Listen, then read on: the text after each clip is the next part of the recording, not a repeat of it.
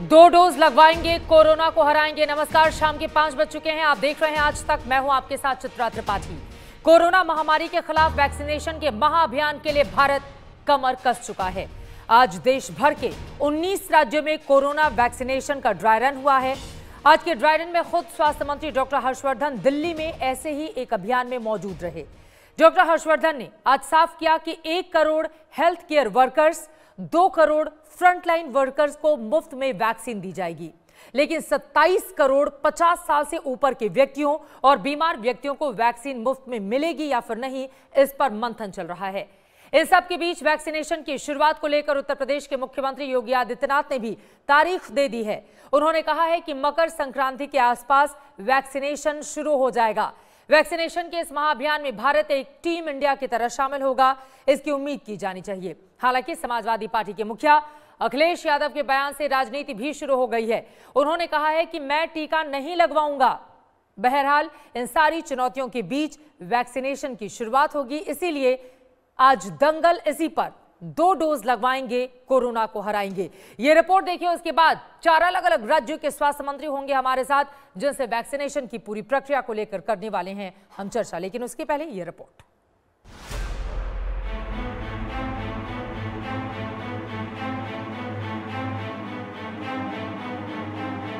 है 135 करोड़ के देश में कोरोना का वैक्सीनेशन राष्ट्रीय संकल्प है। इसलिए वैक्सीनेशन के शुभारंभ की तारीख के ऐलान से पहले पूरा देश तैयार हो रहा है। देश के 19 राज्यों के 260 केंद्रों पर कोरोना वैक्सीनेशन का ड्राई रन हो रहा है। खुद देश के स्वास्थ्य मंत्री डॉक्टर हर्षवर्धन दिल्ली में एक ड्राई रन के अभियान में शामिल हुए। इस डेस्क पर आने के बाद आपको यहाँ रजिस्ट्रेशन प्रोसेस किया जाएगा। आपको जो मैसेज आया है उसके लिए जो नाम आपका यहाँ पर दर्ज हुआ है उसकी चेकिंग होगी, यहाँ पर डॉक्यूमेंटेशन होगा, यहाँ पर आपकी एंट्री कराई जाएगी बाकायदा, और उसके बाद आपको यहाँ से वैक्सीनेशन ऑफिसर 2 यहाँ डायरेक्ट करेंगे। वैक्सीन के आने से पहले पूरे देश में ड्राई रन किया जा रहा है। हम इस वक्त यूपी की राजधानी लखनऊ में है, KGMU में, जहां पर आप देख सकते हैं इस तरह से वॉलंटियर्स बैठाए गए हैं। ये मेडिकल कॉलेज के ही यहाँ पर स्टूडेंट्स हैं जिनको वॉलंटियर्स के तौर पर यहाँ पर तैयार किया गया है। इस वक्त हम मौजूद हैं अहमदाबाद के ही एक स्कूल में, जो स्कूल को कोविड वैक्सीनेशन सेंटर में तब्दील कर दिया गया है। यहाँ पे आप देख सकते हैं जो भी लोग वैक्सीनेशन के लिए यहाँ पे आएंगे तो उनके लिए खास तौर पर थर्मल गन, मास्क और सैनिटाइजर ये रखा गया है। ऑक्सफोर्ड एस्ट्राजेनेका की कोरोना वैक्सीन के इमरजेंसी इस्तेमाल की मंजूरी एक्सपर्ट ग्रुप से मिली है। ऑक्सफोर्ड एस्ट्राजेनेका की वैक्सीन को भारत में पुणे के सीरम इंस्टीट्यूट के जरिए मुहैया कराया जाना है, लेकिन शुरुआत में प्राथमिकता वाले 30 करोड़ लोगों के लिए इस वैक्सीन की कीमत क्या होगी, इसे लेकर अभी तक पेच फंसा है। वैसे तो डॉक्टर हर्षवर्धन ने सुबह ऐलान किया कि सबको मुफ्त वैक्सीन मिलेगी, लेकिन बाद में उन्होंने सफाई दी कि अभी मंथन जारी है। सुनिए डॉक्टर हर्षवर्धन ने क्या कहा था। सर, वैक्सीन जो है वो फ्री होगी लोगों के लिए या उन्हें कीमत देनी पड़ेगी? दिल्ली में ज्यादा फ्री है? दिल्ली में नहीं, सारे देश में फ्री हो।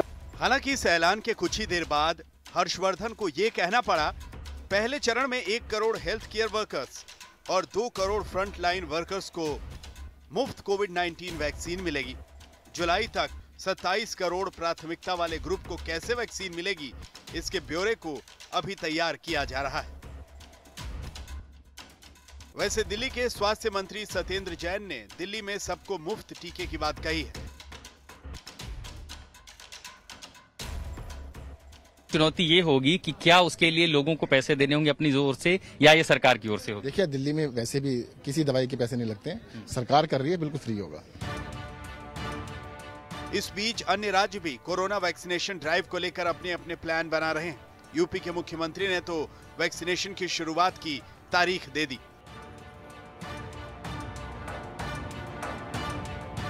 क्या प्रदेश के अंदर ड्राई रन हो रहा है, एक ट्रायल किया जा रहा है कि वैक्सीनेशन का कार्यक्रम कैसे होना है। 5 तारीख को पूरे प्रदेश के अंदर होगा और फिर हम विश्वास के साथ कह सकते हैं कि मकर संक्रांति के आसपास हम लोग वैक्सीन लेकर के, प्रदेश की जनता के लिए वैक्सीन लेकर के भी हम प्रदेश के अंदर और देश के अंदर। वैसे यूपी में वैक्सीनेशन के इस प्लान के बीच राजनीति की भी एंट्री हो गई है। देखिए मैं तो नहीं लगवाऊंगा अभी वैक्सीन, मैंने अपनी बात कह दी, और वो भी बीजेपी लगाएगी उसका भरोसा करूंगा मैं? अरे जाओ भाई, अरे अपनी सरकार आएगी सबको फ्री वैक्सीन लगेगी, हम बीजेपी का वैक्सीन नहीं लगवा सकते। बहरहाल वैक्सीनेशन की ओर देश कदम बढ़ा चुका है। अभी सिर्फ ऑक्सफोर्ड की वैक्सीन को भारत में मंजूरी मिली है, लेकिन भारत बायोटेक की कोवैक्सीन समेत कुछ और वैक्सीन भी रेस में है। आज तक ब्यूरो।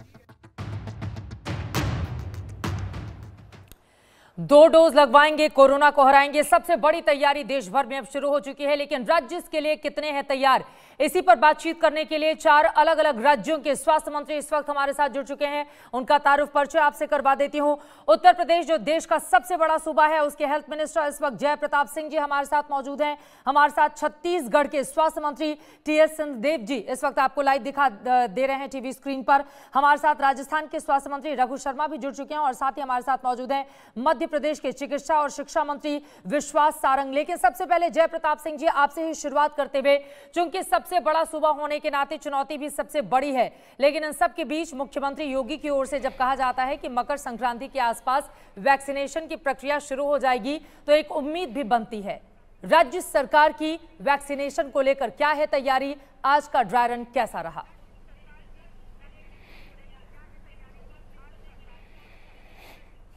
अभी आपने हमारे मुख्यमंत्री जी का बयान भी सुना, आपने केजीएमयू लखनऊ में भी समीक्षा की। लगातार हमारा प्रशिक्षण चलते आ रहा है, प्रक्रिया को और सुदृढ़ करते जा रहे हैं और इस ड्राई रन के साथ में हमने पूरी तैयारी अपनी कर ली है। लॉजिस्टिक्स तैयारी जो करना थी जी, कोल्ड चेन से लेके और उस प्रक्रिया को अपनाने तक हमने पूरी तैयारी अपनी कर ली है। और जैसे आपने अभी कहा भी है कि 5 तारीख को 75 जनपद में 6-6 साइट पर हमारे ड्राई रन पुनः चलेंगे, जिसमें जो अभी थोड़ी बहुत जो हमको लग रही है कहीं कमियां या कोऑर्डिनेशन की कमी है, उसको भी हम पूरा कर लेंगे और इस तरह हम पूरी तरह से तैयार हैं। आपने कहा कि 75 जनपद के 6-6 जगहों पर, यानी कि उनमें से 3 शहरी क्षेत्र होंगे, 3 ग्रामीण क्षेत्र होंगे, वहां पर ड्राई रन किया जाएगा ताकि व्यवस्था को पूरी तरह से सुनिश्चित किया जा सके कि जब भी वैक्सीनेशन की प्रक्रिया शुरू हो उसमें कोई कोताही या कमी नहीं रह जाए। आप ये कहना चाहते हैं? जी जी, बिल्कुल सही कह रहे हैं।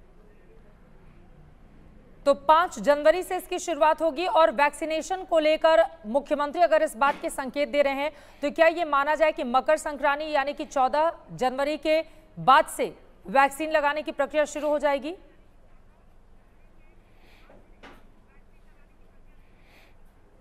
हो जानी चाहिए, क्योंकि जो संकेत हमको केंद्र सरकार के द्वारा मिल चुकी है, जब ये वैक्सीन का चयन हो गया है, वैक्सीन के निर्माता का चयन होने के बाद से जितना भी उत्पादन वो करके रखेंगे, पूरे देश में एक साथ उनको सप्लाई करने की व्यवस्था करना है। उसी में उत्तर प्रदेश को भी आवश्यकता अनुसार वो सप्लाई करेंगे। ये पूरा चेन आपका अब से लेके मकर संक्रांति तक शायद पूरा हो जाना चाहिए। और जैसे वो हमारे सप्लाई डिपोज में आना शुरू हो जाएगा हमारे कोल्ड चेन में, हमको लगता है कि मकर संक्रांति के बाद जो भी दिन तैयारी कर लेंगे और उसमें हम लोग प्रारंभ कर देंगे इसको। 22 करोड़ से ज्यादा की आबादी उत्तर प्रदेश की है, ऐसे में वैक्सीन सबसे पहले किन लोगों को लगाया जाएगा? क्या वैक्सीन पूरी तरह से मुफ्त होगी? इसको लेकर क्या प्रक्रिया निर्धारित की गई है स्वास्थ्य मंत्री जी?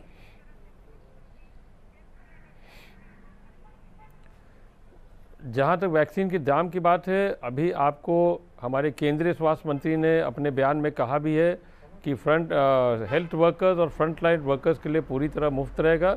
आगे का जैसे भी सेंट्रल गवर्नमेंट के गाइडलाइंस होंगे हम उसका पालन करेंगे, मगर और इसमें मुझे लगता है कि बहुत ज़्यादा बोलने की आवश्यकता नहीं है। सारी प्रक्रिया आप पूरी तरह जानते हैं, आपने बीच में अपनी बात भी कही थी, तो मुझे लगता है इसमें और कोई एडिशन करने की आवश्यकता नहीं है। ठीक है, और भी बहुत सारे सवाल हैं जिनका जवाब मैं जानूंगी, लेकिन उसके पहले जल्दी से अखिलेश यादव कह रहे हैं कि ये तो बीजेपी की वैक्सीन है, मैं नहीं लगवाऊंगा, मेरी सरकार आएगी तभी लगवाऊंगा। इस पर क्या है आपकी टिप्पणी जय प्रताप सिंह जी?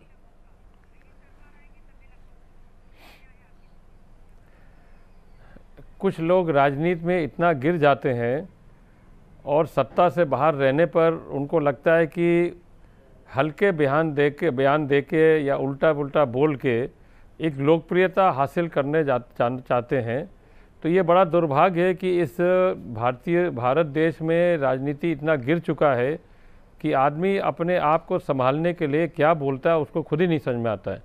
फिलहाल मैं ये ज़रूर कहूँगा कि हमारे वैज्ञानिक का तो अपमान है ही, परंतु उसके साथ उत्तर प्रदेश के हर एक स्वास्थ्य कर्मी और जितने भी प्रशासन के लोग जो एक अंतर विभागीय समन्वय बना के इस कोरोना को कंट्रोल किया था उत्तर प्रदेश में 10 महीनों से, लगातार 24 घंटा काम किए, एक भी माने छुट्टी नहीं लिया, किसी ने कोई इसमें परवाह नहीं की अपनी जान की, लगातार मरीजों के ध्यान रखना, उनकी व्यवस्था करना, हर चीज़ पर माने तत्पर रहना, उन सारे स्वास्थ्यकर्मी और प्रशासनिक लोग के लिए एक बहुत बड़ा अपमान है कि इसी राज्य के मुख्यमंत्री रह चुके अखिलेश यादव इतना बड़ा अपमानित, सबको अपमानित करके इस तरह की बात कर रहे हैं कि एक वैक्सीन को भी किसी दल से जोड़ना, ये तो बहुत ही निंदनीय बात है।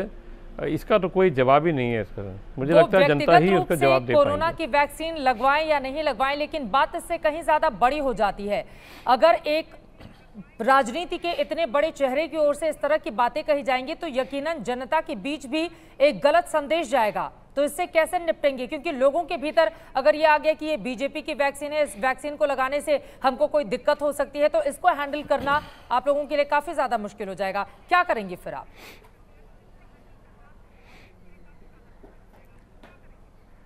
मुझे नहीं लगता कि इसमें कोई बहुत ज़्यादा दिक्कत आना चाहिए अखिलेश यादव के बयान के बाद भी, मगर ये ज़रूर है कि ये उकसाने वाला बयान जहां उनके समर्थक है, उनके नज़दीक के लोग हैं, इसको शायद गंभीरता से लेके कुछ इधर ज़रूर कुछ कर सकते हैं, मगर कोरोना वायरस जैसे वैश्विक महामारी जो पूरे देश में, पूरे विश्व में पिछले 10-11 महीना से चले आ रहा है और जिस तरह सभी लोग ने संघर्ष दिया और जनता का भी सहयोग है, जनता खुद ही उत्सुक है कि हम इस वैक्सीन को कितना जल्दी लगा पाएँ, ये जनता स्वयं जानती है इस बात को।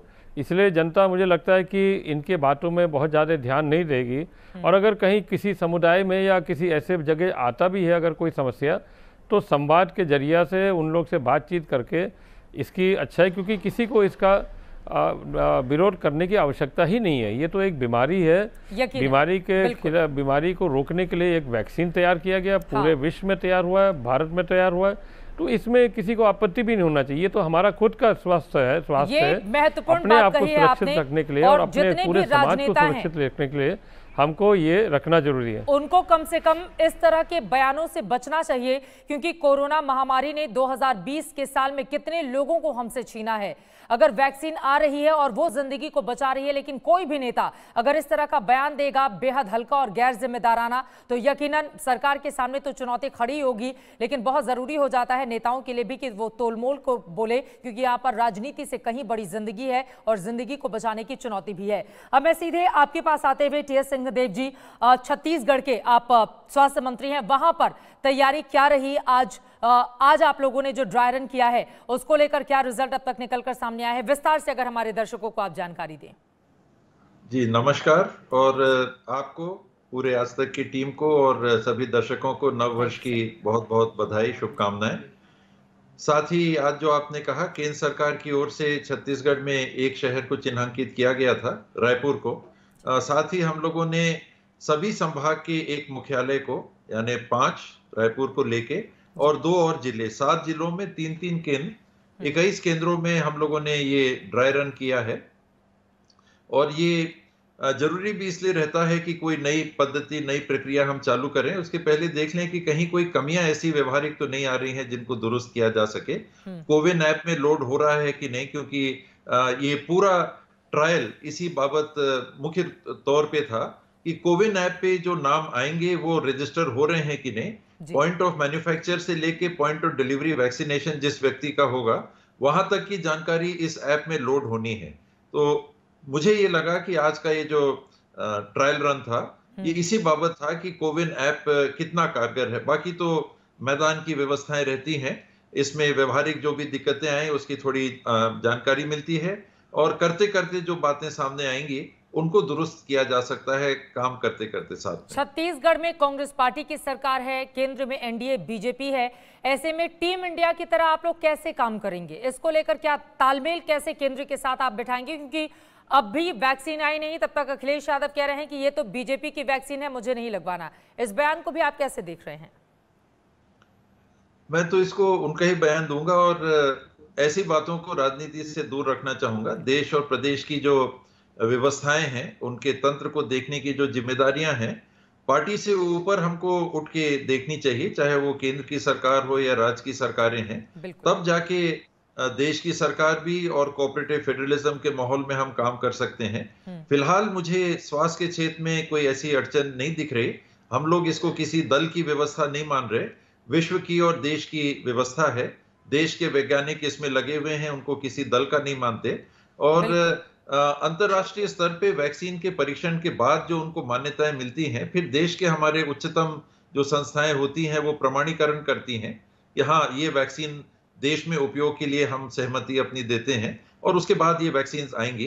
मेरी जानकारी में 137 करोड़ की लगभग आबादी देश की, इसके 160 करोड़ वैक्सीन लेने की बात सुनने में आती है। अर्थात करीब 80 करोड़ लोगों को अगर सबको 2 वैक्सीन लगेंगी तो 80 करोड़ लोगों को, और पहले फेज में 30 करोड़ वैक्सीन करीब 15 करोड़ लोगों को लगना है। तो जून जुलाई तक ये 30 करोड़ वैक्सीन उपयोग में आ सकें, ये चुनौती है। और सप्लाई भी उसके बाद में, क्योंकि एस्ट्राजेनेका की तो मेरी जानकारी में 5 करोड़ वैक्सीन फिलहाल उपलब्ध हैं और 30 करोड़ का हमारा टारगेट है। इस बीच में देश की भी हमारी संस्था, रशिया की जो स्पुतनिक वी वैक्सीन है, अन्य वैक्सीन जिनका परीक्षण हो रहा है, इनकी भी वैक्सीन आ जानी चाहिए अगर इनकी सहमति मिली, और उन सभी वैक्सीन का फिर उपयोग किया जा सकता है। एक छोटा सा जवाब मैं आपसे चाहूंगी, जैसा कि उत्तर प्रदेश के सीएम की ओर से कहा गया है कि मकर संक्रांति के आसपास वैक्सीनेशन की प्रक्रिया शुरू हो जाएगी, क्या आप लोगों को भी इस बारे में कोई जानकारी है कि अभी तो ड्राई रन चल रहा है, पूरी प्री प्लानिंग तैयारी की जा रही है, लेकिन वैक्सीन लोगों को लगाई कब जाएगी, इसके बारे में अगर कोई जानकारी देना? इसमें तारीख की तो कोई घोषणा हुई नहीं है। इंतजार केवल ये है कि हमारी देश की जो उच्चतम संस्था है, ड्रग्स इत्यादि वैक्सीन का जो संचालन परीक्षण करके अनुमति देती हैं, जैसे ही उनकी अनुमति आ जाए, क्योंकि ग्रेट ब्रिटेन ने दे दिया, वहां की संस्था ने दे दिया, तो एक तरह से पेपर यहाँ आएंगे, उसको स्टडी कर लेंगे, कोई नई बात बहुत ज्यादा नहीं होगी। वहां 29 तारीख को 30 तारीख को घोषणा हो गई थी, तो हफ्ते भर के अंदर इसकी घोषणा, और फिर 5 करोड़ वैक्सीन रेडी हैं, ऐसी हम लोगों को जानकारी थी। तो उनकी सप्लाई जैसी राज्यों में उपलब्ध हो जाएगी तो वैक्सीनेशन चालू हो जाएगा। 14 तारीख भी हो सकता है, उसके आसपास भी हो सकता है, कोई निश्चित तिथि नहीं। मैं चाहूंगी आप हमारे साथ बने रहिए। छत्तीसगढ़ के स्वास्थ्य मंत्री टी.एस. सिंहदेव जी हमारे साथ मौजूद हैं, साथ ही उत्तर प्रदेश के भी स्वास्थ्य मंत्री जय प्रताप सिंह जी भी हमारे साथ बने हुए हैं। लेकिन अब मैं सीधे रुक कर लेती हूँ मध्य प्रदेश का। विश्वास सारंग जो कि चिकित्सा और शिक्षा मंत्री हैं, वो हमारे साथ इस वक्त जुड़ चुके हैं। और विश्वास सारंग जी, अब सीधे मैं आपसे ही सवाल ले लेती हूँ। एमपी में कोरोना वैक्सीन को लेकर क्या तैयारी पूरी हो चुकी है? आज दिन भर क्या कुछ चलता रहा? किस तरह से आप लोगों ने पूरे प्रदेश को तैयार किया है? वैक्सीनेशन की प्रक्रिया जब भी शुरू हो पाएगी, उसके लिए विस्तार से अगर जानकारी आप देना चाहें। निश्चित रूप से हमारे मुख्यमंत्री शिवराज सिंह चौहान जी के निर्देश पर वैक्सीनेशन की पूरी तैयारी हमने नीचे तक जमा ली है।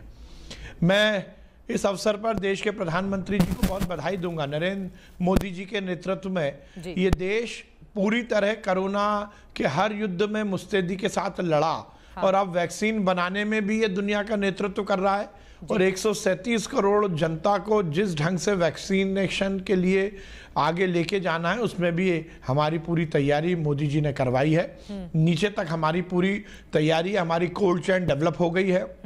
नीचे तक कोल्ड चेन के माध्यम से वैक्सीन को ट्रांसपोर्ट करना, निर्धारित तापमान को बरकरार रखना, और हमारे वैक्सीनेटर के माध्यम से सभी हमारे जो जिनको वैक्सीन देनी है उनको सुचारू रूप से वैक्सीन देने की हमने पूरी तैयारी कर ली। कई जगहों पर जाकर आपने भी तैयारियों का जायजा लिया है, मैं चाहूंगी उसके बारे में भी आप जानकारी दें। इसके साथ ही मध्य प्रदेश में वैक्सीनेशन का काम कब से शुरू हो जाएगा, इसको लेकर आप लोगों को क्या जानकारी मिली है जो आप दर्शकों के साथ शेयर करना चाहेंगे? देखिए, जैसे ही वैक्सीन आएगी हमारी तैयारी पूरी है। जैसा मैंने कहा, आज हमारा ड्राई रन हुआ, सक्सेसफुल ड्राई रन हुआ है, और हमने पूरी तरह से नीचे तक की चौक चौबंद व्यवस्था करी है। किस सेंटर पर कितने लोगों की लिस्ट रहेगी, हेल्थ वर्कर की लिस्ट जिस प्रकार से हमें केंद्र सरकार ने मांगी थी, हमने वो भी अपनी तरफ से उपलब्ध करा दी है। तो हमारी तैयारी पूरी है।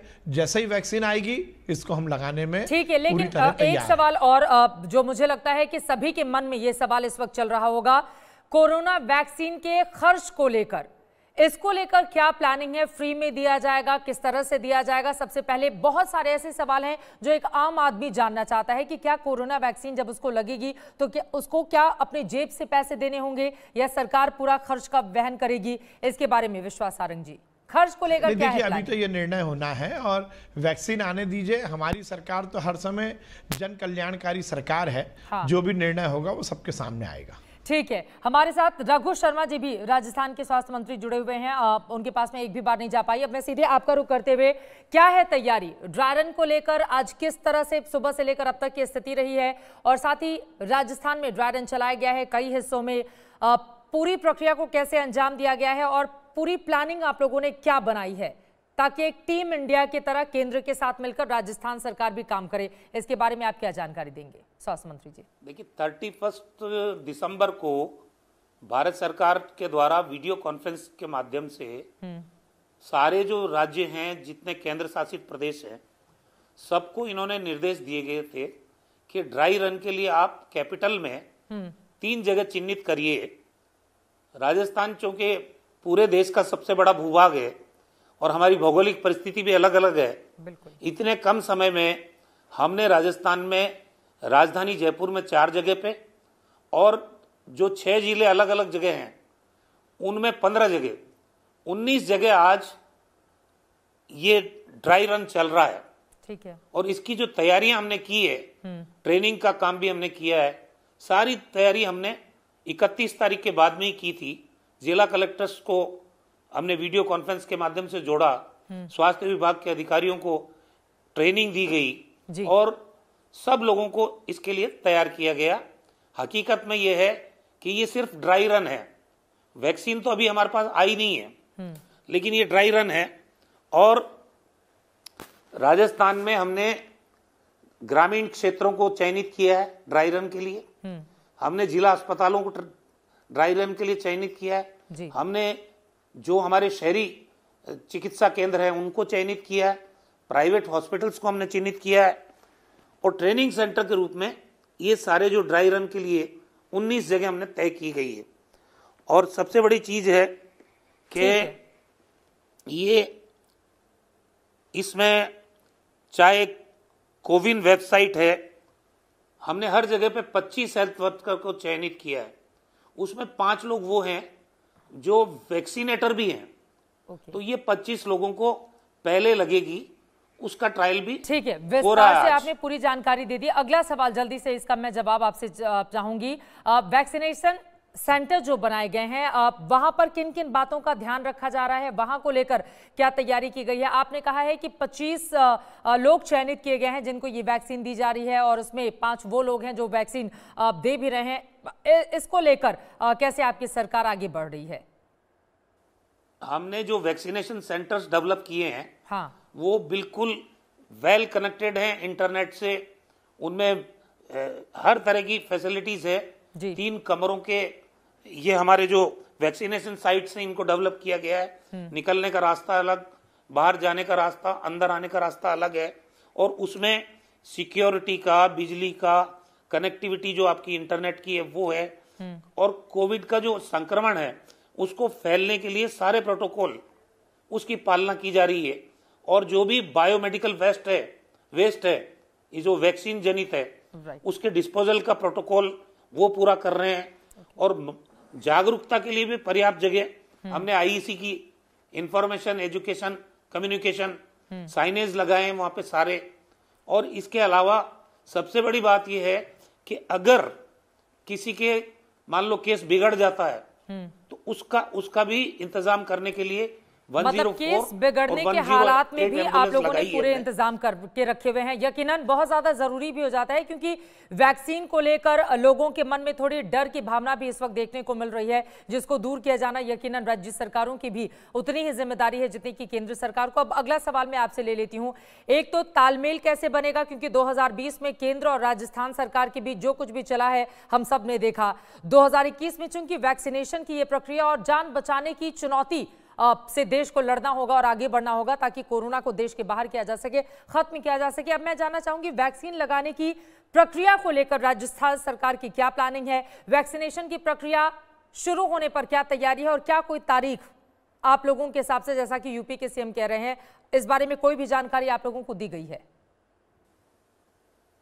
देखिए, मुझे इस बात की जानकारी नहीं है, ठीक है, लेकिन मैं ये मानता हूं कि वैक्सीन अगर आती है और आम आदमी के प्रोटेक्शन उससे होता है, क्योंकि भारत सरकार के साथ मिलके पिछले 9 महीने से हम कोविड की ये लड़ाई लड़ रहे हैं, और जब प्रधानमंत्री जी ने कहा कि वैक्सीन आएगी, हालांकि वैक्सीन आई नहीं है, मैंने पहले ही कहा आपको, ये ड्राई रन है, सिर्फ उसका ट्रायल है, ट्रायल, और ट्रायल की पूरी तैयारी हमारी तरफ से है। अभी हमको ये पता नहीं है वैक्सीन कब आएगी, वैक्सीन की कीमत क्या होगी, वैक्सीन किस किस को लगाएंगे। राजस्थान में 7 करोड़ से ज्यादा लोग हैं, 7 करोड़ लोगों को वैक्सीन लगेगी कि नहीं लगेगी, तो इसका इंतजाम भारत सरकार क्या करेगी। रहा सवाल, हमने जो कोल्ड स्टोरेज है वो तैयार कर लिए, हमने जो कोल्ड चेन है वो तैयार कर ली, इसके प्रिक्योरमेंट के लिए जितनी भी सुविधाएं हैं वो राजस्थान में हमने विकसित कर ली, जो ट्रेनिंग का प्रोग्राम है वो हमने पूरा कर लिया, हमारा डिस्ट्रिक्ट एडमिनिस्ट्रेशन, हमारा मेडिकल एंड हेल्थ डिपार्टमेंट सारे अलर्ट मोड पे है। आप ये कहना चाह रहे हैं कि दरअसल आपकी तैयारी, राजस्थान सरकार की तैयारी पूरी है, तो उसका मैनेजमेंट कैसे करें अगर केस बिगड़ जाए, तो भी हमने पूरी तैयारी कर रखी है। राजस्थान सरकार पूरी तरह से तैयार है, आपकी बातों से यही बातें समझ में आ रही हैं, और यकीनन ये एक अच्छी खबर भी है, राज्यों की ओर से अपनी तैयारियां पूरी की जा चुकी हैं और बस केंद्र सरकार की ओर से हरी झंडी मिलने का इंतजार है। और वैक्सीन कब दी जाएगी, जैसा कि इस वक्त रघु शर्मा जी जिक्र कर रहे थे कि अभी वैक्सीन दी नहीं गई है हमें, लेकिन हमें इस बारे में इंतजार है और साथ ही हमने अपनी पूरी तैयारी कर ली है। देश भर को इंतजार है कि वैक्सीनेशन की प्रक्रिया शुरू कब होगी, लेकिन ड्राई रन के जरिए यकीनन अब उस प्रोसेस की शुरुआत हो चुकी है जिसके जरिए देश नए साल की शुरुआत में ही आगे बढ़ेगा। हमारे साथ चारों खास मेहमान 4 अलग अलग राज्यों के स्वास्थ्य मंत्री लगातार जुड़े हुए हैं। एक बहुत छोटे से ब्रेक के बाद हम फौरन लौटेंगे। ये बड़ी चर्चा आज तक पर लगातार जारी है, कहीं जाएगा मत, आप देखते रहिए आज तक। 2 डोज लगवाएंगे, कोरोना को हराएंगे, नए साल का यही संकल्प है। संकल्प से सिद्धि की ओर देश कैसे आगे बढ़ेगा, ये अपने आप में बड़ा सवाल, लेकिन अलग अलग राज्यों की ओर से आज ड्राई रन करके पूरी प्रक्रिया की तैयारी कर ली गई है ताकि कहीं भी कोई कोताही ना रह जाए और जिंदगी को बचाया जा सके। लगातार जिसकी उम्मीद में 2020 तो खत्म हो गया, लेकिन 2021 की शुरुआत इसी के जरिए हुई है। अब मैं सीधे आपका रुख करते हुए जयप्रताप सिंह जी, उत्तर प्रदेश जाहिर तौर पर जैसा कि मैंने कहा कि बहुत बड़ा राज्य है, देश का सबसे बड़ा, और वहां के लिए बहुत बड़ी चुनौती होगी कि लोगों तक वैक्सीन पहुंचे। एक तरफ भ्रम की स्थिति कुछ लोगों की ओर से पैदा की जा रही है, वहीं पर आपकी सरकार भरोसा पैदा करने की कोशिश कर रही है। लेकिन 2 महत्वपूर्ण चीजें, पहली ये कि क्या वैक्सीन लगाने के लिए लोगों को अपनी जेब से पैसे देने होंगे, और दूसरा मेरा सवाल आपके साथ ये है कि वैक्सीन सबसे पहले जब भी आती है मकर संक्रांति को या उसके बाद, सबसे पहले किन लोगों को लगाई जाएगी, इस बारे में क्या कुछ जानकारी देंगे हमारे दर्शकों को?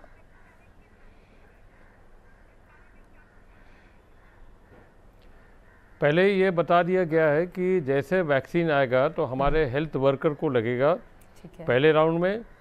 दूसरे राउंड में फ्रंट लाइन वर्कर्स होते हैं जिसमें पुलिसकर्मी, होमगार्ड, स्वच्छता कर्मी और नीचे राजस्व के लोग भी, जो इस कोरोना के महामारी में लड़ाई में जिन्होंने अंतर विभागीय सहयोग कर समन्वय बना के इस पूरे स्थिति को कंट्रोल किया था, नियंत्रण किया था, तो सेकेंड लाइन में।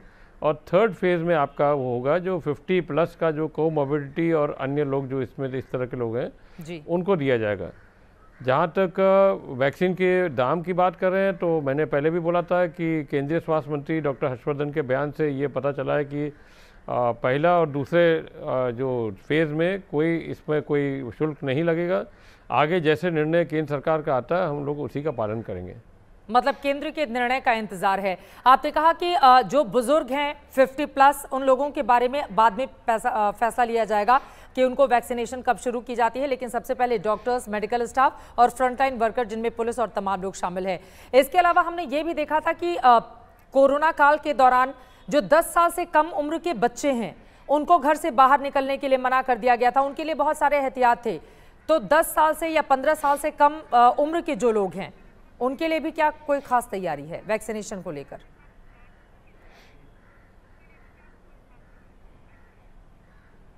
नहीं, अभी इसकी चर्चा नहीं हो रही है। अभी तो खाली फ्रंट लाइन वर्कर्स और हमारे हेल्थ वर्कर्स और फ्रंट लाइन वर्कर्स अभी 2 श्रेणी में करने के बाद जैसे जैसे हमारी ये तैयारी के साथ में वैक्सीनेशन आगे बढ़ता है हम उसी तरह से अपना निर्णय ले लेंगे कि आगे के समाज को पहले 50 साल के लोग जो असाध्य रोग से बीमार हैं या काफ़ी गंभीर है, कोमॉर्बिडिटी जिसको हम कहते हैं, पहले इनको हम दिलवाएंगे और फिर आम समाज में 10 साल के बच्चे हो या आगे के लोग हो उनको फिर देखा जाएगा। उत्तर प्रदेश में चूंकि जिलों की ऐसी स्थिति है, कुछ जिलों में कोरोना के ज्यादा मामले सामने आए, अभी भी हैं, कुछ जिलों में बहुत कम सामने आए या फिर बिल्कुल ही खत्म हो गए, तो ऐसे स्थिति में जो डोज को डिस्ट्रीब्यूट करने की प्रक्रिया होगी, क्या उसमें भी इन बातों को ज्यादा ध्यान में रखा जाएगा कि जहां पर सबसे ज्यादा लोग प्रभावित हैं वहां पर ज्यादा डोज दिए जाएं, वहां पर लोगों को जल्द से जल्द ठीक किया जाए?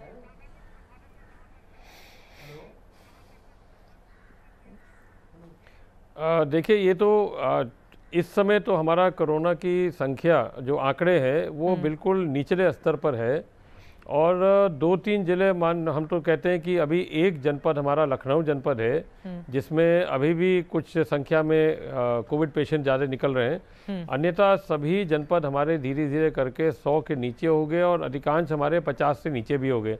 और जैसे आपने बताया, बहुत से ऐसे 9-10 ऐसे जनपद है जो 0 पर आ गए हैं। तो ऐसा नहीं है कि कहाँ करेंगे, मगर आबादी के हिसाब से ज़रूर इसको हम ध्यान में रखेंगे। लखनऊ जैसे शहर है या गाज़ियाबाद, मेरठ जो दिल्ली के करीब है, गौतम बुद्ध नगर है, बुलंदशहर है, बदायूं है, ये सहारनपुर है, इन थोड़े बड़े शहरों में हम लोग ध्यान देंगे कि यहाँ पर थोड़ा और तेज़ी से हम वैक्सीन लगाएंगे और डिस्ट्रीब्यूशन हम उसी हिसाब से करेंगे, क्योंकि बहुत से हमारे छोटे जनपद भी है जहाँ हमको उतनी संख्या में नहीं देने की आवश्यकता है, तो कम संख्या में वहाँ करेंगे और बड़े शहरों में जहाँ हमको ज़्यादा ज़रूरत पड़ेगा वहाँ हम अपना संख्या बढ़ा देंगे वहाँ पर। ये महत्वपूर्ण जानकारी आपकी ओर से दी गई है और यकीनन बड़ी चुनौतियां भी हैं जिनका सामना राज्य सरकारों की ओर से, केंद्र सरकार की ओर से की जा रही है। लोगों के भीतर ये भरोसा पैदा करने की कोशिश कि वैक्सीन पर किसी के भी झांसे में नहीं आए, भ्रम फैलाने वालों से दूर रहें। इसके पहले मैं टीएस सिंहदेव जी आपके पास आऊं जल्दी से, आपका रुख करते हुए विश्वास सारंग जी, मध्य प्रदेश को लेकर मैं सवाल कर लेती हूँ। वैक्सीनेशन को लेकर किस तरह की चुनौती आप लोगों को दिखाई दे रही है, अगर मध्य प्रदेश के संदर्भ में ये सवाल मैं पूछूं तो? देखिए, जैसा मैंने कहा कि कोरोना अपने आप में बहुत बड़ी चुनौती है, वैश्विक महामारी है, संक्रमण की ये बीमारी है और इसमें वैक्सीन बनाना अपने आप में बहुत महत्वपूर्ण है और उतना ही महत्वपूर्ण वैक्सीन को लगाना भी है। क्योंकि एक बात मैं यहाँ इंगित जरूर करना चाहता हूँ सभी दर्शकों के सामने कि ये शायद दुनिया का एक ही वैक्सीनेशन प्रोग्राम होगा जिसमें एडल्ट को वैक्सीनेशन होना है। अभी तक वैक्सीनेशन बच्चों को होता है, ये पहली बार है कि एडल्ट को, जो कि बड़े हैं, उनको भी वैक्सीनेशन होगा। अपने आप में बड़ी चुनौती है। मैं भारत की सरकार को, नरेंद्र मोदी जी को बधाई दूंगा कि उनके नेतृत्व में आज ये देश खड़ा है कि हम वैक्सीन बना भी रहे हैं और वैक्सीन को लगाने की स्थिति में भी है। मध्य प्रदेश में भी हमारे मुख्यमंत्री शिवराज सिंह चौहान जी के निर्देश पर सभी व्यवस्थाएं चौक चौबंद है। तो निश्चित रूप से ये हमारे लिए बड़ी चुनौती है। जितना मुश्किल वैक्सीन बनाना है उतना ही चुनौतीपूर्ण वैक्सीन लगाना भी है। ये बहुत बड़ी बातें आपने कही हैं कि चुनौतीपूर्ण स्थिति है क्योंकि बड़ों को लगाना है। पहले जो वैक्सीनेशन की प्रक्रिया होती है वो बच्चों को ही होती है। मैं सीधे अब टीएस सिंहदेव जी आपका रुख करते हुए छत्तीसगढ़ को लेकर मेरा ये सवाल है, आप वहां पर किस तरह की चुनौती देखते हैं? क्योंकि शुरुआती दौर में हम सब ने देखा था कोरोना को किस तरह से कंट्रोल करने का काम छत्तीसगढ़ की सरकार ने किया था। हालांकि उसमें बीच बीच में फ्लक्चुएशन भी आता रहा, लेकिन चुनौती किस तरह की आप देख रहे हैं मौजूदा वक्त में? चुनौती लॉजिस्टिक्स की भी रहेगी और लोगों का विश्वास इसमें हो कि आम लोग टारगेटेड जो पहला ग्रुप रहेगा जिसमें फ्रंटलाइन वर्कर्स हैं, उसके बाद जब 50 साल से ऊपर के लोगों के ऊपर वैक्सीनेशन की पारी आएगी तो उसमें सबको सामने आके वैक्सीनेशन लगाने के लिए सहमत होकर आना चाहिए। यही एक बड़ी चुनौती रहेगी। बाकी 1100 केंद्रों में हम व्यवस्था कर रहे हैं। एक फैसिलिटी में करीब 100 वैक्सीनेशन प्रतिदिन लगेगा ऐसा अनुमान है। तो 1,10,000 वैक्सीन प्रतिदिन, एक महीने में अगर 20 दिन भी काम अगर होता है तो 22 लाख लोगों को ये वैक्सीन लग सकती है। और उसका गुणा हम करके देख लें तो कितने महीने में, 6 महीने में मैं देख रहा था 1,32,00,000 लोगों को वैक्सीनेशन किया जा सकता है। बिल्कुल, छत्तीसगढ़ सरकार के सामने जिस तरह की चुनौती होगी उसका आपने जिक्र किया है और इसी स्थिति में अब जरूरी हो जाता है कि केंद्र और राज्य सरकार एक साथ मिलकर कम से कम इस महामारी के वक्त में एक टीम जैसा काम करे ताकि लोगों को राहत दी जा सके और इस चुनौती से पार पाया जा सके। सीधे अब मैं रघु शर्मा जी आपका रुख करते हुए राजस्थान को लेकर मैं ये सवाल कर लेती हूँ। चूंकि कुछ ऐसे राजनेता जरूर हैं जिनका गैर जिम्मेदाराना बयान सामने आ रहा है और यकीनन वो बहुत सारे सवालों को जन्म भी दे रहा है। अगर बौद्धिक तौर पर हम सोचे, अखिलेश यादव की ओर से जो कुछ भी कहा गया वो बहुत हल्का बयान है। उन्होंने कहा कि ये बीजेपी की वैक्सीन है, हम तो नहीं लगाएंगे। लेकिन वहीं अगर मैं अब राजस्थान के संदर्भ में ये सवाल ले लूं तो इस बयान को आप किस तरह से देख रहे हैं और आप लोगों ने खुद को कैसे तैयार किया है जिस तरह की चुनौतियां पैदा होंगी उससे निपटने के लिए, और आप राजस्थान में कैसा चैलेंज देख रहे हैं? आप मेरे को एक बात बताइए, जीवन बचाने का संघर्ष है ये, आम आदमी की जिंदगी। जिन लोगों ने हमें सरकार में बैठाया उन्हीं लोगों ने थंपिंग मेजोरिटी से मोदी जी को भी सरकार में बैठाया। तो ये आम आदमी की जिंदगी से जुड़ा हुआ सवाल है। अगर हम केंद्र से हमारी तनातनी भी है, उससे इसका कोई सरोकार नहीं मानता मैं। वैक्सीन देना है, भारत सरकार को देना चाहिए, लगाना है, इंतजाम हमने कर लिए। आज ड्राई रन जो 19 जगह पे हम लोग कर रहे हैं वो इस बात का सबूत है कि राजस्थान तैयार है हमारे प्रदेश के लोगों को बचाने के लिए। वैसे भी मैं आपको निवेदन करता हूं कि भारत सरकार इस फेडरल स्ट्रक्चर में अगर महामारी के इस दौर में अगर भूमिका की बात करेगा तो भूमिका तो राज्यों की है। अगर आप वैक्सीन दे भी देते हैं, लगाने का काम तो राज्यों को करना है। कोविड को नियंत्रित करना था तो भी राज्य कर रहे थे। हमने अगर मान लो आरटीपीसीआर लेबोरेटरीज की स्थापना की, 65,000 टेस्टिंग कैपेसिटी डेवलप की तो भी राज्यों ने की है। बिल्कुल। अगर मान लो लिक्विड ऑक्सीजन भीलवाड़ा मॉडल की बहुत ज्यादा राजस्थान को लेकर चर्चा भी हुई थी। बिल्कुल बिल्कुल, ये महत्वपूर्ण बातें आप हैं कि इंप्लीमेंट करने का काम तो राज्य सरकारों के जिम्मे ही होगा और यकीनन इस मुश्किल भरे दौर में उनको निभाना भी होगा पूरी ईमानदारी के साथ। लेकिन अगला सवाल, राजस्थान में कौन सी वैक्सीन लगेगी और साइड इफेक्ट को लेकर राजस्थान सरकार की क्या तैयारी है? इस बारे में वैक्सीन को लेकर खासतौर से केंद्र से आपकी क्या बातचीत हुई है? आपके जो सवालात हैं मैडम कि वैक्सीन कितनी मात्रा में राजस्थान में आएगी, वैक्सीन कौन सी लगेगी, ये जवाब तो भारत सरकार दे सकती है, क्योंकि प्रधानमंत्री जी जानते हैं, भारत सरकार जानती है कि वैक्सीन कब आएगी, कौन सी आएगी, साइड इफेक्ट उसके क्या हैं, ट्रायल उन्होंने किस किस पे किया है। ये तमाम सवालात आज भी आम आदमी के मन में है, लेकिन इनका उत्तर हमारे पास नहीं है। ये तो वैक्सीन प्रोवाइड करने वाले वो बता सकते हैं, हम कैसे बताएं? बताइए। जयप्रताप सिंह जी, ठीक है। कोई साइड इफेक्ट होता है तो आदमी की जिंदगी को कैसे बचाया जाए उसके उपाय मैंने आपको बताया, हमने कर रखे हैं। ठीक है जयप्रताप सिंह जी, अब जल्दी जल्दी छोटा छोटा सा कमेंट में आप लोगों से चाहूंगी। जयप्रताप जी, सीधे आपका रुख करते हुए लोगों को भी समझाना अभी से आपको यकीनन शुरू करना होगा। आपने कहा कि सबसे पहले मेडिकल वर्कर्स को, उसके बाद फ्रंटलाइन वर्कर्स को, उसके बाद लोगों की भी बारी आएगी। लेकिन लोगों के भीतर जो भ्रम की स्थिति है उसको दूर करने की कोशिश राज्य सरकार की ओर से कैसे की जाएगी? प्रधानमंत्री नरेंद्र मोदी ने भी खुद भी कहा है कि किसी के भी पूरी तरह से सुरक्षित है ये वैक्सीन, किसी के झांसे में आने की जरूरत नहीं है। लेकिन यकीनन अगर आपके ही राज्य से ऐसी विरोधाभास आवाजें सामने आएंगी तो वो सबसे बड़ी चुनौती आपके लिए ही पैदा करेंगी। तो लोगों में विश्वास बहाली के लिए इस वैक्सीन को लेकर क्या करेगी आपकी सरकार?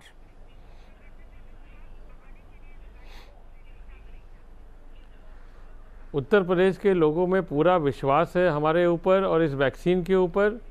विरोधाभास तो एक व्यक्ति ने अपना बयान बोला है, उससे ये नहीं महसूस होता कि वो बयान पूरे उत्तर प्रदेश के लोग उसको सुनेंगे और मानेंगे। आखिर में यही जनता ने उनको मुख्यमंत्री के रूप में जब देखा बनाया था और यही जनता ने उनको ऐसे जगह बैठा दिया जहां ये उल्टी सीधी बयान दे रहे हैं। इसलिए जनता को ये बिल्कुल भ्रमित नहीं कर पाएंगे। जनता पूरी चीज़ जानती भी है, समझती भी है। वैक्सीन उनके स्वास्थ्य के लिए बहुत ही आवश्यक है। अपना सुरक्षा रखने के लिए जनता अच्छी तरह समझ रही है इस बात को, और वैक्सीन आने के समय, लगाने के समय जब होगा तो बिल्कुल वो पूरी तरह से सहयोग करेंगे और आएंगे भी, और हम लोग सब उनके वैक्सीन लगाएंगे भी। ये सवाल इसलिए, देखिए कुछ लोग अगर राजनीति चमकाने की कोशिश कर रहे हो वो एक इधर सब्जेक्ट हो सकता है, लेकिन धर्म के आधार पर भी वैक्सीन को लेकर बहुत सारे सवाल खड़े किए जा रहे हैं और ऐसा दूसरे भी कई मामलों में हम देख चुके हैं।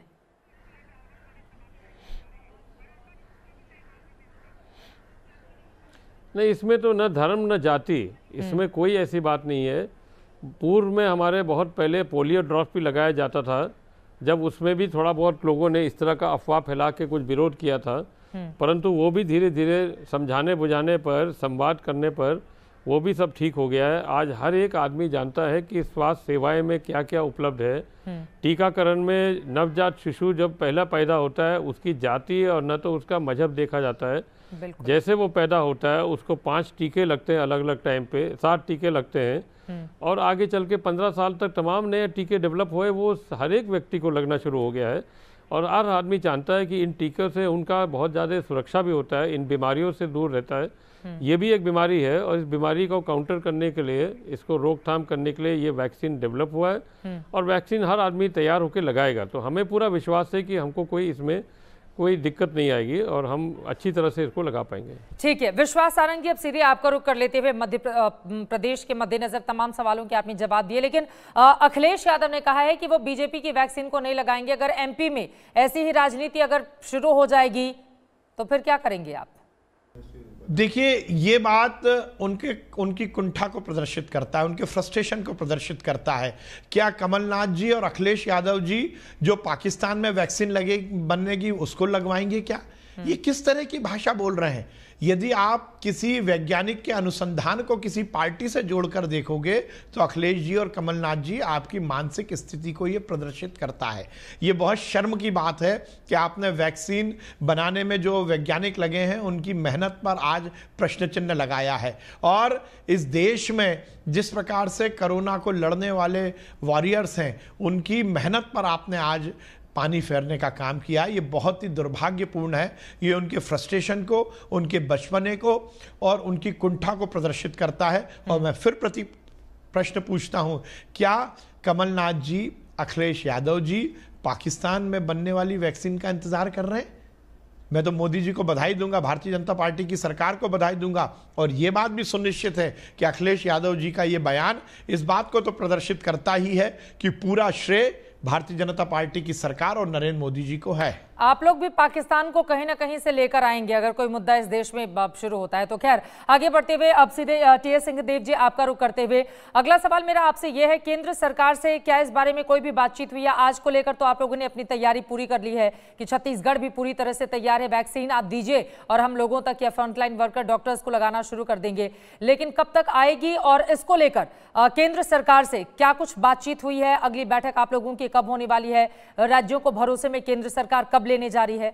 इसको लेकर कोई जानकारी? अधिकारियों के स्तर पे लगातार बैठकें फिलहाल चल रही हैं। जनप्रतिनिधियों को, मंत्रियों को, स्वास्थ्य मंत्री केंद्र के, उनके साथ अभी कोई कॉन्फ्रेंसिंग, वीडियो कॉन्फ्रेंसिंग नहीं हुई है। होना है तो वो भी हो जाना चाहिए। और जो विश्वास की बात हो रही है, मैंने तो अपनी ओर से कहा है कि मेरा नाम भी भेजा जाए। मैंने विभाग को कहा है कि वैक्सीनेशन के लिए अगर स्वास्थ्य विभाग के लोगों को पहले वैक्सीन लेने के लिए खड़ा किया गया है क्योंकि वो सबसे ज्यादा रिस्क में है, तो एक तरह से अगर अनिश्चितता है तो ट्रायल भी उनके ऊपर हो रहा है। तो स्वास्थ्य विभाग के लोगों पे ट्रायल हो रहा है, तो मेरा नाम भी रहे, पहली वैक्सीन लगाने की मेरे को भी अनुमति मिले केंद्र सरकार की सूची में, ताकि ये भ्रम की स्थिति ना रहे कि हम बच रहे हैं, पहले कोई और लगा ले फिर देखेंगे क्या रिएक्शन आएगा। हम वैश्विक स्तर के वैज्ञानिकों की राय पे चल रहे हैं। इसमें कोई भी ऐसा मिक्स्ड संदेश नहीं जाना चाहिए, कोई ऐसी भ्रम की स्थिति उत्पन्न करने के लिए हमको कुछ भी नहीं कहना चाहिए। और लगाने के लिए हैं तो हम लोग सबसे पहले खड़े हैं, हम लोगों पे प्रयोग किया जाए। और केंद्र सरकार से जब भी बात होगी, हम लोग वैक्सीनेशन के दाम के बारे में, कॉस्टिंग के बारे में, उसके लिए उपलब्ध कराने के बारे में अपने सुझाव केंद्र को देते रहते हैं, केंद्र सरकार को, और जितना जल्दी निर्णय हो जाए उतना अच्छा। टीएस सिंहदेव जी, लेकिन एक और सवाल इसी के साथ, आपने कहा है कि हम खुद भी चाहेंगे कि सबसे पहले जो वैक्सीनेशन की प्रक्रिया शुरू हो, चूंकि एक ट्रायल के तौर पर भी यकीनन ये चलेगा आगे, जिसको बहुत सारे लोग ऐसे होंगे जो इस बारे में इंतजार भी करेंगे कि पहले कुछ लोगों को लग जाए, हम देख लेते हैं, उसके बाद फिर हम अपने आप को आगे करेंगे। लेकिन हाल ही में हमने देखा था हरियाणा के स्वास्थ्य मंत्री अनिल विज को लेकर ट्रायल के तौर पर वैक्सीनेशन की प्रक्रिया का वो हिस्सा रहे, बाद में कोरोना से संक्रमित हो गए, फिर उनकी तबियत भी ज्यादा खराब हो गई, जिसके बाद उनको बड़े हॉस्पिटल में भर्ती करना पड़ा। तो इस स्थिति से कैसे निपटेंगे? क्योंकि उसको जानते हुए मैंने कहा, जी इस जानकारी को रखते हुए मैं ये कह रहा हूं कि मैं वैक्सीन लेना चाहूंगा पहले। और विज जी को वैक्सीन के चलते कोरोना हुआ ऐसी कोई बात सामने नहीं आई है। उनको वैक्सीन का प्रभाव हुआ, वैक्सीन के प्रभाव होने में समय लगता है, दो बारी में वैक्सीन लग रही है। पहले आपको वैक्सीनेशन होगा, उससे 2 से 8 सप्ताह बाद दूसरा डोज लगना है, यानी पहले वैक्सीन के डोज में इम्यूनिटी आपको नहीं हो गई। तो सतर्कता भी पूरी बरतनी चाहिए। और विज साहब को किन कारणों से कोरोना हुआ, मैं ये नहीं स्वीकार कर पाऊंगा कि वैक्सीनेशन के चलते उनको कोरोना हुआ, ये तो बहुत ही गलत ख्याल हो जाएगा। वैक्सीनेशन हुआ, उस ट्रायल दौर में वो गुजर रहे थे और उस बीच में उनको कोरोना हो गया, ये क्रम हुआ होगा। और हम सब उनके अच्छे स्वास्थ्य की कामना करते हैं, लेकिन कोरोना को हराने के लिए हर एक व्यक्ति को कमर कसनी होगी। इसी वजह से 2 गज की दूरी और मास्क बहुत जरूरी है। वैक्सीनेशन की प्रक्रिया शुरू होने के बाद भी दर्शकों को इस बात को ध्यान में रखना होगा। रघु शर्मा जी, जल्दी से आपका रुख करते हुए वैक्सीन के साइड इफेक्ट को लेकर आप क्या कहना चाहेंगे? अपनी जवाबदेही राज्य सरकार इसको लेकर कैसे तय करेगी? नहीं, जवाबदेही से हम इनकार नहीं कर रहे हैं, लेकिन वैक्सीन के मामले में प्रधानमंत्री जी खुद मॉनिटर कर रहे हैं। हाँ। उन्होंने देश की जनता को कहा है वैक्सीन आने वाली है। हमारे जो भारत सरकार के लोग हैं वो बोल रहे हैं वैक्सीन आने वाली है। कौन सी वैक्सीन आएगी, कब आएगी वैक्सीन, हमें तो सिर्फ लगाना है, तैयारी करनी है। अब उसके साइड इफेक्ट्स के बारे में ICMR है, भारत सरकार जिन पे ट्रायल किया है उनका प्रयोग क्या रहा है, उसको देश की जनता को सामने रखना चाहिए। जब हमने ट्रायल ही नहीं किया, हाँ। हमें वैक्सीन के बारे में मालूम नहीं है, वैक्सीन कब आएगी इसके बारे में पता नहीं है, कितनी मात्रा में आएगी इसके बारे में पता नहीं है, तो जो सवाल अनुत्तरित हैं, हाँ। उनका उत्तर तो भारत सरकार को देना है। लेकिन ऐसा लग रहा है कि सारी की सारी चीजें आप भारत सरकार के मत्थे मरने की कोशिश कर रहे हैं, ये कहते हुए कि इस सवाल का जवाब भी भारत सरकार देगी, उस सवाल का जवाब भी, प्रक्रिया क्या होगी, पैसे कितने होंगे। लेकिन फिर भी राज्य सरकार की भी जिम्मेदारी बनती है। भरोसा कैसे देंगे? आप ही 7 करोड़ जनता की बात बार बार राजस्थान को लेकर कर रहे हैं, वैक्सीन को लेकर लोगों तक कैसे पहुंचेगी सरकार? हमसे जो वीडियो कॉन्फ्रेंस के माध्यम से हमारे अधिकारियों को जो कहा गया कि आप 2 तारीख को ड्राई रन करिए जी, और सारे राज्यों को और केंद्र शासित प्रदेशों को कहा गया कि आप अपनी अपनी राजधानी में 3 जगह चिन्हित करके वहां ड्राई रन करिए। हमने राजस्थान में 19 जगह चिन्हित किए और जो तैयारियां की है वो मैंने आपको बता दी सारी। हम उसके आफ्टर इफेक्ट के बारे में कैसे तैयार हैं, हमने किस ढंग से वैक्सीनेशन सेंटर्स डेवलप किए हैं, वहां हमने सारी सुविधाएं उपलब्ध कराई है। हम कोल्ड चेन स्टोरेज बनाया है, कोल्ड स्टोरेज बनाया है। तो सारी चीजों की तैयारी, मॉनिटरिंग कैसे की जाएगी, कितने हेल्थ वर्कर्स को एक सेंटर पे वैक्सीनेशन दी जाएगी, 5 वैक्सीनेटर्स उनको भी वैक्सीन लगाने की हमने व्यवस्था की है। तो राजस्थान लगाने के लिए तैयार है। हमको यही कहा गया है कि आप ड्राई रन करिए, आज हम ड्राई रन कर रहे हैं। अब वैक्सीन देंगे, वो वैक्सीन भी लगाएंगे। ठीक है, मतलब केंद्र सरकार की ओर से जैसे ही इस बारे में इजाजत दी जाती है कि वैक्सीनेशन की प्रक्रिया आप शुरू कीजिए, आपने खुद को उसके लिए तैयार बताया है। लेकिन बहुत सारे मामले हैं जिस पर तनातनी की स्थिति आपकी बातों से अभी भी रघु जी दिखाई दे रही है। लेकिन यहाँ पर जयप्रताप सिंह जी, अब सीधे आपका रुख करते हुए, वैक्सीन लगनी अगर शुरू भी हो जाती है, उससे लेकर दूसरी वैक्सीन तक किन बातों का ख्याल रखना होगा लोगों को? और दूसरा सवाल ये कि 2 गज की दूरी, मास्क जरूरी, 2021 का भी यही मूल मंत्र होना चाहिए और सरकार की ओर से जन जन तक ये बात पहुंचानी भी होगी, वो भी तब जब वैक्सीन की प्रक्रिया शुरू हो जाएगी लगता।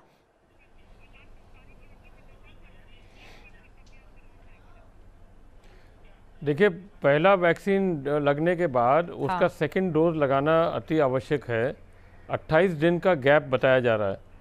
तो पहले वैक्सीन और दूसरे वैक्सीन के लगाने के बाद, इस बीच में और सेकंड वैक्सीन के बाद भी जो आज कोविड-19 के जो प्रोटोकॉल्स हैं, वो हमको हमेशा के लिए उसको मेंटेन करना पड़ेगा। 2 गज की दूरी और मास्क जरूरी, ये अनिवार्य है। घर में हैंड वॉशिंग या बाहर से कहीं आता है, ये भी उस प्रोटोकॉल के तहत है। तो ये 3 चीज़ें हमको लगातार अपना करना चाहिए। ये पूरे समाज के लिए है। इसका प्रचार फेसबुक के माध्यम से, ट्विटर के माध्यम से, अन्य तमाम जगह हैं जिनके माध्यम से ये किया जा रहा है, गांव-गांव में बताया जा रहा है। तो हर एक आदमी इससे अच्छी तरह वाकिफ़ है कि अभी कोरोना समाप्त नहीं हुआ है। वैक्सीन लगने के बाद भी ये सावधानी हमको बरतनी पड़ेगी ताकि हम अपने जीवन में थोड़ा खुशहाल रहें। तो इसलिए हम तो ये मानते हैं कि अभी इसमें थोड़ा सावधानी बरतना पड़ेगा। अभी थोड़ी सावधानी बरतनी पड़ेगी और देश के लोगों को भी इस बात को समझना होगा। जयप्रताप सिंह जी आपका, टीएस सिंहदेव जी आपका, और साथ ही राजस्थान और मध्य प्रदेश के भी स्वास्थ्य मंत्री हमारे साथ लगातार जुड़े हुए थे। रघु शर्मा जी आपका, विश्वास सारंग जी आपका, बहुत शुक्रिया आज तक से जुड़ने के लिए और ये अहम जानकारी हमारे दर्शकों तक पहुंचाने के लिए। वैक्सीन को लेकर किसी भी तरह के भ्रम की स्थिति आपके भीतर नहीं होनी चाहिए। वैक्सीनेशन की प्रक्रिया जब भी शुरू हो, सरकार की ओर से, डॉक्टर्स की ओर से जो भी जानकारी आप तक पहुंचाई जाए, यकीनन आप उसका पालन करें, क्योंकि 2021 का भी यही मूल मंत्र होना चाहिए कि जिंदगी को बचाना है, कोरोना को हर हाल में हराना है। 2 डोज लगवाएंगे, कोरोना को हराएंगे, दंगल में इसी पर लगातार हम चर्चा कर रहे थे। यकीनन वैक्सीनेशन का ट्रायल शुरू हो चुका है और अब उसकी प्रक्रिया भी बहुत जल्दी शुरू की जाएगी। जैसा कि यूपी के सीएम कह रहे हैं, मकर संक्रांति के बाद यानी कि 14 जनवरी के बाद हो सकता है वैक्सीनेशन की प्रक्रिया पूरी शुरू कर दी जाए। सरकार इसको लेकर कैसे आगे बढ़ती है, इस पर रहेगी आज तक की नजर। एक छोटे से ब्रेक के बाद फौरन लौट रहे हैं, देखते रहिए आज तक। नमस्कार, मैं हूं अंजना ओम कश्यप। हमें उम्मीद है ये वीडियो आपको पसंद आया होगा। लेटेस्ट खबरों के लिए यूं ही देखते रहिए आज तक और इस वीडियो के पसंद आने पर लाइक, शेयर एंड सब्सक्राइब करना ना भूलें।